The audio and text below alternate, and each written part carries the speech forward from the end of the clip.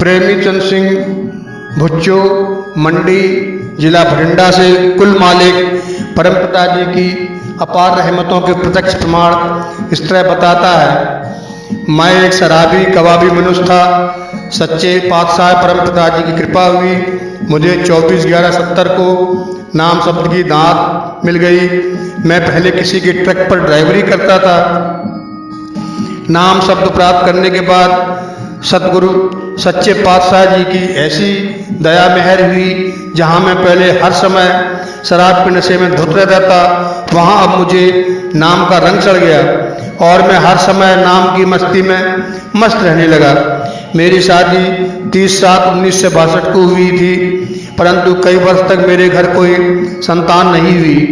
नाम शब्द लेने के 1 वर्ष बाद मेरे घर कुल मालिक की कृपा से एक लड़की ने जन्म लिया। मुझे वो अंत तक खुशी हुई। मैं उस लड़की को पूजनीय परमपिता जी से आशीर्वाद दिलवाने तथा उसका नामकरण करवाने के लिए दरबार में ले आया। दयालु दातार सतगुरु जी ने अपने पवित्र मुखारबिंद से फरमाया, भाई इस लड़कियों के नाम तो नहीं रखते, परंतु तुम्हारी सेवा एवं प्रेम को देखते हुए इसका नाम रख देते हैं। परमपिता जी ने मेरे परिवार को आदेश दिया, भाई तुम इसका नाम आशीर्वाद कौर रख लो और अच्छी तरह से याद कर लो। परमपिता जी के प्रत्येक वचन में राज की बात होती है। मैं अपनी लड़की को परमपिता जी की तरफ से आशीर्वाद दिलवाने और उसका नाम रखवाने के लिए लाया था। अंतर्यामी दयालु मालिक जी ने अपने एक ही वचन से दोनों काम कर दिए और साथ में सारे परिवार को आशीर्वाद भी दे दिया।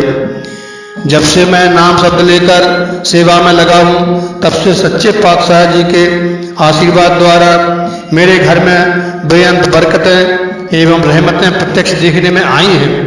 कुछ दिनों बाद मैंने एक और नए ट्रक में अपना हिस्सा डाल लिया।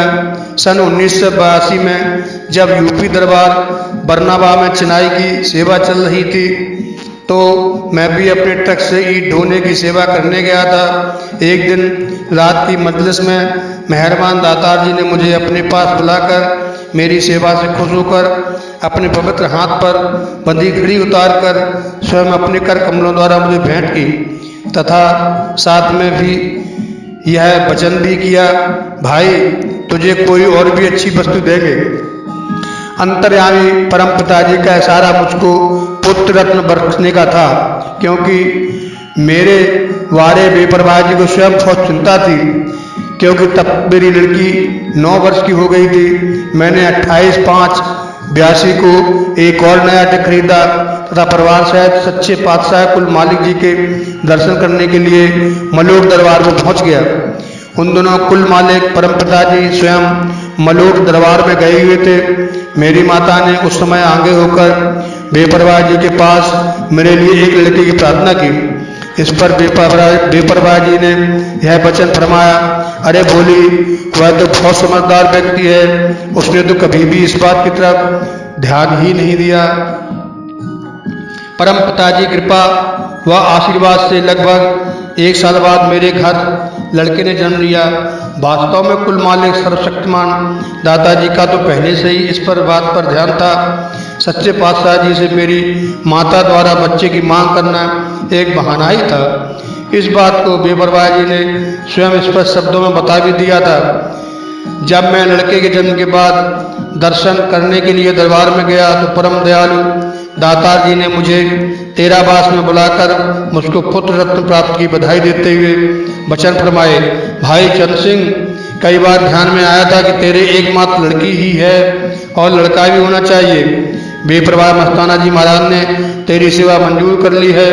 दयालु दातार परम पिताजी ने बाहर साथ संगत में स्टेज पर विराजमान होकर सत ब्रह्मचारी सेवादार रत्न जी को पास बुलवाया और कहा, तेरा बास की चाबी देकर आदेश दिया। ऊपर अलमारी में सुनहरी रंग का एक कागज पड़ा है जिस पर लाल रंग में जन्मदिन मुबारक लिखा हुआ है, वह लेकर आ।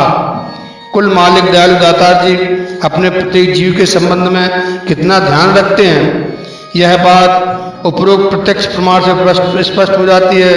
सच्चे पातशाह जी ने मुझे बेअंत रहमतों का खजाना, यह सुनहरी कागज लाल अक्षरों में जन्मदिन मुबारक लिखा हुआ इलाही तोहफा भेंट देते हुए वचन फरमाया हुआ, भाई जिस कमरे में लड़का रहता है यह उसी कमरे में लगा देना।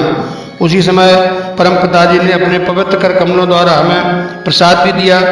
जो मनुष्य सच्चे व पवित्र हृदय से कुल मालिक की साथ संगत की सेवा करता है उसे कुल मालिक अपनी सब बरकतें तथा रहमतें प्रदान करता है। अर्थात कुल मालिक अपने बच्चों से कुछ भी छिपाकर नहीं रखता।